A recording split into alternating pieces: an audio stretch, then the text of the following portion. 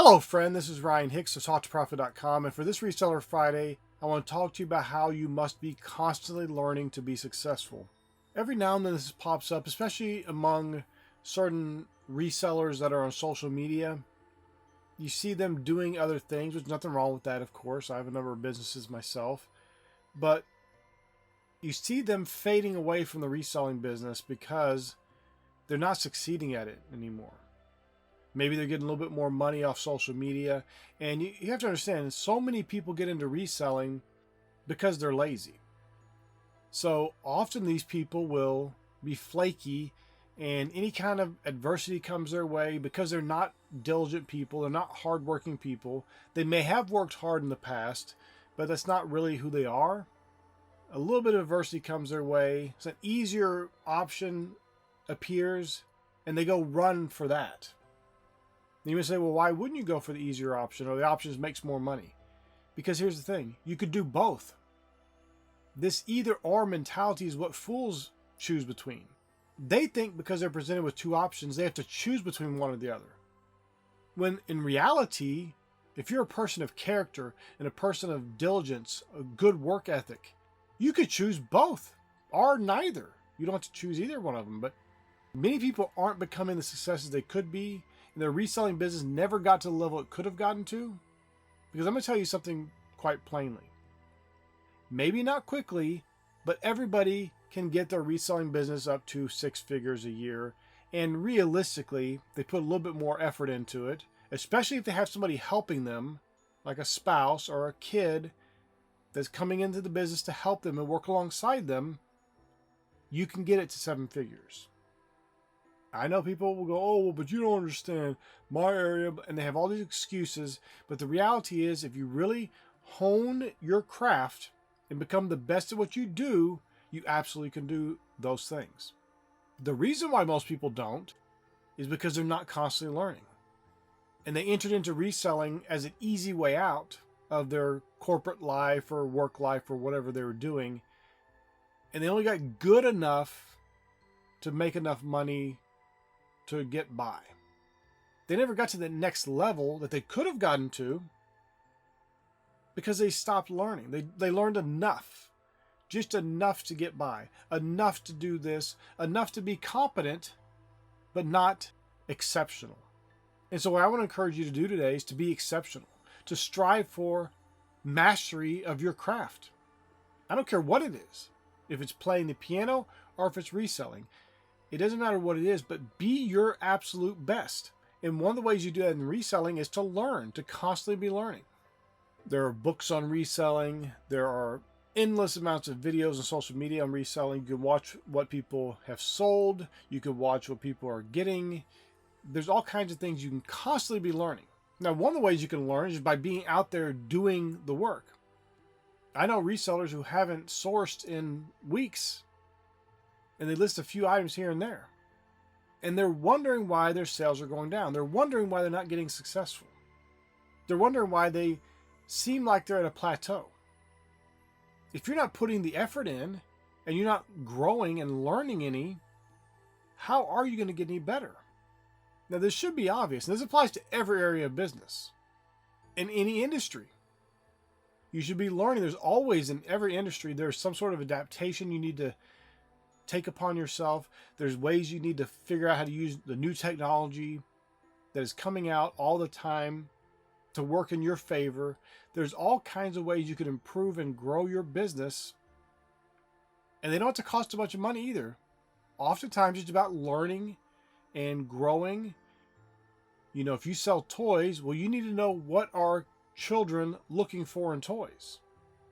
There is, and during Q4, that's when the most presents are being purchased. Are you going to have inventory that is what kids want today? Now, understand, there's all kinds of variations of selling toys. You could be selling vintage toys. That doesn't rely on what kids currently in this present day and age want. So choose what works best for you, but constantly be learning. Because even vintage stuff, okay, there's no more new vintage stuff being created, obviously. There's time that goes by and it makes stuff become vintage, but You can learn all the ins and outs of that vintage stuff. You can learn where to source the vintage stuff. You can learn how to get more people to buy your vintage stuff. What is it those customers are looking for when they buy a vintage board game, for example? Do you know? Most people can't answer that question. They don't know what their customer is actually looking for. They don't know what their customer is even like. So that is something you can learn. And well, what is a person that buys this item? What are they looking for? Go to forums, go to social media pages, see what people who are buying these things, what are they talking about? Well, I really like this part of it. I bought it from this seller. I didn't like the way they packaged it. Look at what they're doing. You know, years ago, I would get these Funko Pop figures, and some of them would be very rare, vaulted, and they were worth hundreds of dollars. Some of them worth thousands of dollars. But I knew from experience from selling on Amazon that I would get returns if that box got damaged at all. And the box, if you've seen these, of course, is super thin. It's like asking for damage. It's super thin. So I would put them in plastic protection cases because I knew my customers that bought these items were more likely to return it if it got damaged, and I had no control over Amazon's FBA and how they were going to package that item. They would sometimes literally grab a Funko Pop with that super thin, pathetic box and throw it in a bubble mailer. Now, there's 100% certainty that box is going to get some damage. Probably it'll get crushed. And customers will be furious because they're buying a brand new item and they're getting a crushed item. Now, the figure itself is probably fine. But some of them want that box. They don't even want to take it out of the box. They just want it to be presented in a perfect box. So you have to understand what your customers want. So I invested a little bit more money into those figures to make sure they were properly protected because the customers loved it. And it protected it because I couldn't control what Amazon did. And it made me more money because I could then advertise this comes in a protective case. Your item will be safe during transit. And people would pay me more to buy it from me because they knew it wasn't going to be thrown in a bubble mailer. It wasn't going to be just shoved in a box loose and shaken all around everywhere. They knew it was protected. These are things you learn from reading what people are doing or examining your own business.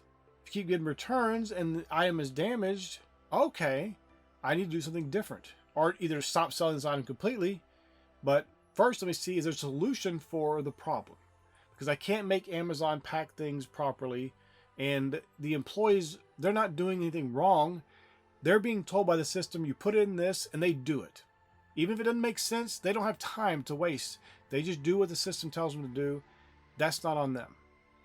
And for many people, it probably doesn't matter. But if you're selling high-end items, high-end collectibles, the person wants the box to be as pristine as possible. So look into your business. If you have some area of your business where your sales are exceptional, there's a niche of product that you're selling that really is doing well, figure out more about your customer. Learn. Figure out more about sourcing. Where can I find even more of these items? Learn. Constantly be learning and adapting and improving your business. Don't get stagnant. Don't say, well, you know, I know enough. We're doing all right now. I don't need to grow any. People who are saying they don't need to grow anymore, people who are saying I don't need to grow anymore, absolutely speaking utter folly and foolishness. It's shameful. If we're not growing, there's no other option besides dying. You're declining. You're going down. I don't care if your sales stay at a certain point for a while. You need to be growing. Doesn't mean you have to scale up to some multi-million-dollar business if you don't want to. That's perfectly all right. But how can you not improve? If year over year you're in the same exact position you're in, you need to re-examine yourself and see what's going on, see what you're doing, see where you got complacent, see where you stopped learning, and start improving those areas.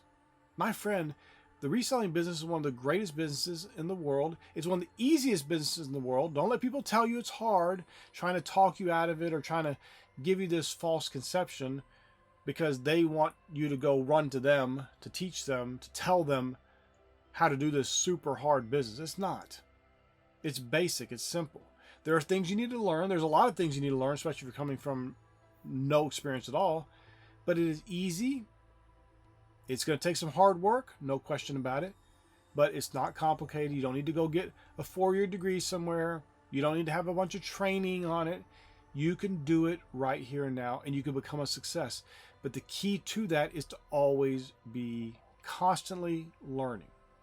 If you're shrinking back, if you're happy with your stagnation, happy with your plateaus, you're going to go downhill. I want you to really think about this. You have these two options. You continue to try to grow, which is going to include naturally you learning more, constantly learning, or you're going to shrink back, which means you're going to end up dead. That's business. If your business is not growing, there's all kinds of people coming into the market, all kinds of competition, and if you're not growing, and they are, you're shrinking back until eventually you'll be squashed. Imagine, think of the tree. There's a bunch of little saplings growing up in one little area, and one of them just takes off, and it gets bigger and bigger, and the other ones are struggling. They don't keep growing. They don't keep learning. They just struggle, and that one sapling gets bigger and bigger and bigger until it's a full tree, and the trees under it, little saplings trying, but they're not doing enough. They're not really growing. They're stagnant because that tree that grew up tall is taking all the light, choking out all the light. That's what you do in business. I'm not saying you're choking out other people, but if they don't keep growing, you could both grow up side by side and become huge, massive successes. But most people don't do that.